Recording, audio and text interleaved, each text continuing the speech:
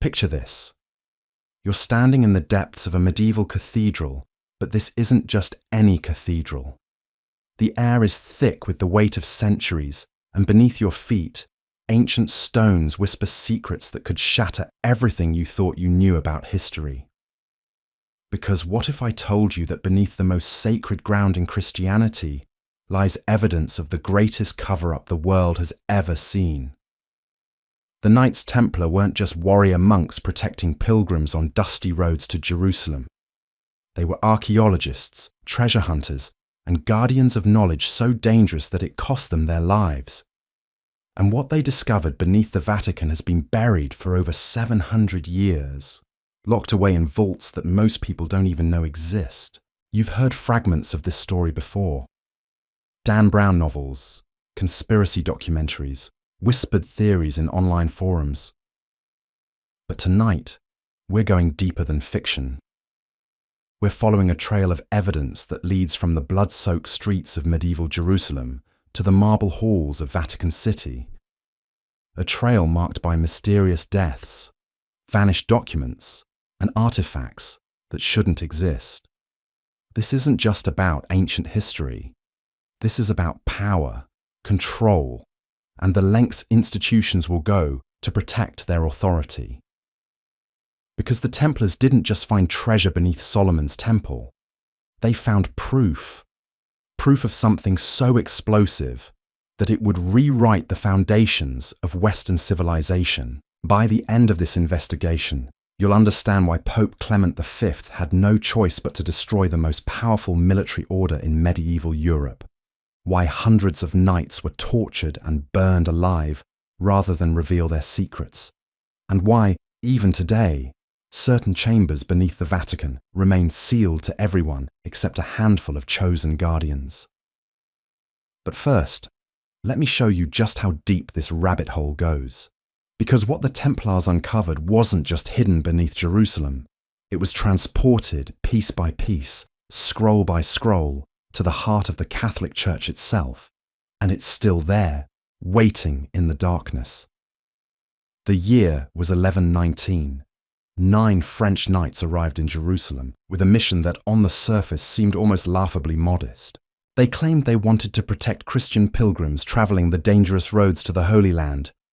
9 men, protecting thousands of pilgrims across hundreds of miles of hostile territory. The math doesn't add up, does it? But King Baldwin II of Jerusalem didn't seem to mind the obvious impossibility of their stated mission. Instead, he granted them something unprecedented. He gave them quarters in the most sacred location in the city, the Al-Aqsa Mosque, built directly on top of the ruins of Solomon's temple. The same temple that had housed the Ark of the Covenant, the same temple where Jesus had overturned the money changers' tables, the holiest ground in Judaism and Christianity. Why would a king grant such an honor to 9 unknown knights? Unless, of course, their real mission was something entirely different. For the next 9 years, something strange happened. The Templars didn't patrol roads. They didn't fight battles. They didn't rescue pilgrims. Instead, they dug. Day and night, in complete secrecy, they excavated beneath the Temple Mount. 9 years of digging, and not a single chronicle from the period mentions what they were looking for or what they found. But then, suddenly, everything changed. The 9 unknown knights returned to Europe as the most powerful men in Christendom. Pope Innocent II issued a papal bull granting them unprecedented privileges. They answered to no earthly authority except the Pope himself. They became exempt from all taxes. They could build their own churches, conduct their own services, and bury their own dead. Within decades, they had grown from 9 men into an international organization with over 15,000 members. They owned vast estates across Europe. They invented modern banking. They built a fleet of ships that dominated Mediterranean trade. They constructed massive fortresses that still stand today, all from 9 knights who supposedly spent their time protecting pilgrims. The official histories tell us they became wealthy through donations and shrewd financial management. But there's another explanation, one that the church has spent centuries trying to suppress. They became wealthy because they found something beneath Solomon's temple, something worth more than gold, something worth killing for. The first clue to what they discovered comes from an unexpected source. In 1894, a British archaeologist named Charles Warren was granted permission to excavate beneath the Dome of the Rock. What he found there changed everything we thought we knew about the Templars' time in Jerusalem. Warren discovered a network of tunnels, carefully carved and expertly engineered, leading deep beneath the Temple Mount. These weren't ancient Jewish tunnels. They weren't Roman excavations. The stonework, the tools marks, the construction techniques all pointed to one conclusion. These tunnels had been carved in the 12th century, during the exact period when the Knights Templar controlled the site. But Warren found something else, something that the British government immediately classified and removed from public record. Deep within those tunnels, he discovered chambers, empty chambers with walls covered in symbols that didn't match any known Christian, Jewish, or Islamic iconography. Symbols that appeared to be much older than any of the major religions. Symbols that suggested whoever built the original temple had been guarding secrets far more ancient than anyone had imagined. The Templars hadn't just been digging randomly. They had been following a map, a guide, instructions that led them to specific chambers beneath the most sacred site in the ancient world. And what they found there was important enough to transform 9 ordinary knights into the most powerful organization in medieval Europe. But here's where the story takes a darker turn. Because the Templars didn't keep their discoveries in Jerusalem. They transported them, carefully, secretly, over decades of carefully planned operations. They moved their treasure, their documents, their proof, to the one place in Europe where it would be completely safe from secular authorities. They brought it to Rome. They brought it to the Vatican. And according to sources that the church has spent centuries trying to discredit, they didn't just store it there. They used it. They used their discoveries to gain influence over the papacy itself. They used their ancient knowledge to become the power behind the papal throne, which explains what happened next. Because by 1307, the Templars had become too powerful, too independent, too dangerous. They knew too much. And what they knew threatened not just individual popes, but the entire foundation of church authority. That's when King Philip IV of France and Pope Clement V made their move. Friday the 13th, October 1307. A date that would become synonymous with bad luck, but for the Knights Templar, it was the beginning of the end. Across France, simultaneous raids struck every Templar stronghold. It was a coordinated operation of staggering precision. Thousands of knights arrested in a single day. Their properties seized, their records confiscated. But here's what doesn't make sense. When King Philip's men broke down the doors of the Paris Temple, the greatest fortress in Europe, they expected to find the legendary Templar treasury. Rooms full of gold, silver, precious stones, and artifacts collected over 2 centuries of dominance. Instead, they found almost nothing. Empty vaults, bare chambers, a few scattered coins. Where had it all gone? How does an organization with the wealth of nations simply vanish their entire treasure overnight? The answer lies in what happened 3 weeks before the arrests. 3 weeks when a small fleet of Templar ships sailed from La Rochelle under cover of darkness. Ships that were never seen again. Ships that, according to port records that survived the purge, were loaded with cargo so heavy that they rode dangerously low in the water. The Templars had been warned. Someone inside the papal court, someone with access to the highest levels of church hierarchy, had tipped them off. They had 3 weeks to move 2 centuries of accumulated secrets. 3 weeks to transport the most dangerous knowledge in Christendom to safety.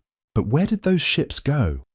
The official answer is that they sailed to Scotland, to Portugal, to the New World, safe harbours where the surviving Templars could rebuild their order under new names. The Freemasons, the Rosicrucians, the Illuminati. Every secret society that followed claimed descent from the Templars. That's the story that fills the conspiracy books and the Hollywood movies. But there's another possibility, one that's far more disturbing. What if some of those ships never left Europe at all? What if the most precious cargo never went to Scotland or Portugal or the Americas? What if it went to the one place where it would be completely protected from any earthly king or emperor? What if the Templars made a deal with the very Pope who was about to destroy them? Think about it. Pope Clement V issues the order for the Templars' arrest, but he also issues a secret bull absolving them of heresy. He destroys the order publicly while protecting its members privately. He condemns their practices while preserving their knowledge. Why? Because he needed what they had found. The Church needed it. And here's where the evidence gets truly chilling. In the weeks following the Templar arrests, strange shipments began arriving at the Vatican. Wagons loaded with chests, arriving at night, unloaded by monks who had taken vows of silence. The papal accounts from this period show massive expenditures for new construction, underground chambers, reinforced vaults, storage facilities that don't appear on any architectural plans. They were building a hiding place, a repository, a secret archive beneath the most protected ground in Europe. Because whatever the Templars had found beneath Solomon's temple was too dangerous to destroy, but too powerful to ignore. Now fast forward 700 years. The Vatican's secret archives contain over 50 miles of shelving, 50 miles of documents, scrolls, codices, and manuscripts. The official line is that these archives preserve the administrative records of the Catholic Church, papal correspondence, diplomatic treaties, financial records, boring bureaucratic paperwork. But researchers who have gained access tell a different story. They describe sections of the archives that aren't catalogued, chambers that require special permission to enter, documents written in languages that Vatican scholars claim not to recognize. And below the official archives, deeper underground, areas that are completely off limits to anyone except the highest levels of church hierarchy. In 2019, Pope Francis announced that the Vatican would open previously secret files related to Pope Pius XII and World War II. It was hailed as a new era of transparency, but researchers who gained access to those files discovered something unsettling. Entire sections had been removed, years of correspondence simply missing, and in some cases, documents that had been catalogued in earlier inventories had vanished entirely. What could be so sensitive that the Church would continue hiding it 8 decades after the war ended? What could be so dangerous that even in an era of supposed openness, certain secrets must remain buried? The answer might lie in a document that most people have never heard of: the Chinon parchment. Discovered in the Vatican Secret Archives in 2001, it contains the transcript of Pope Clement V's secret interrogation of the Templar leadership, not the public trial that ended with their execution. The private questioning that happened before anyone knew the order would be dissolved. In this document, the Templar Grand Master, Jacques de Molay, makes a startling confession. He admits to possessing relics, ancient artifacts, documents that predate Christianity itself. He speaks of knowledge passed down from Solomon, from the builders of the temple, from sources that he describes as older than Rome, older than Greece, older than written history. And then, in the most chilling passage of all, he offers to trade this knowledge for the survival of his order. He promises to reveal the location of artifacts that would, in his words, shake the foundations of faith itself, in exchange for papal protection. The document breaks off there. What happened next was recorded nowhere. But within weeks, the Templar leadership was dead, burned at the stake for heresy. Their knowledge died with them, or so the Church claimed. But what if it didn't? What if Pope Clement took the deal?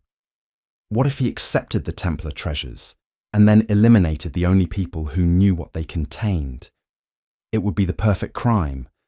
Acquire the most dangerous secrets in history while ensuring that no one could ever reveal them. And if that's what happened, then those secrets are still there, still hidden, still waiting in the darkness beneath Vatican City. So here we are, at the end of a trail that stretches across 8 centuries of buried history. From the windswept hills of Jerusalem to the marble corridors of Vatican City. From 9 unknown knights to the most powerful institution on earth. We've followed the evidence through forgotten tunnels and classified archives, through secret interrogations and midnight shipments. And what have we found? The truth is, we may never know exactly what the Knights Templar discovered beneath Solomon's temple. We may never see the contents of those sealed chambers beneath the Vatican. The Church has had 700 years to perfect the art of keeping secrets, and they've shown no signs of changing course. But sometimes the absence of evidence is evidence itself. The desperate measures taken to destroy the Templars, the continuing classification of medieval documents, the underground chambers that don't appear on any map, the questions that remain unanswered after all these centuries.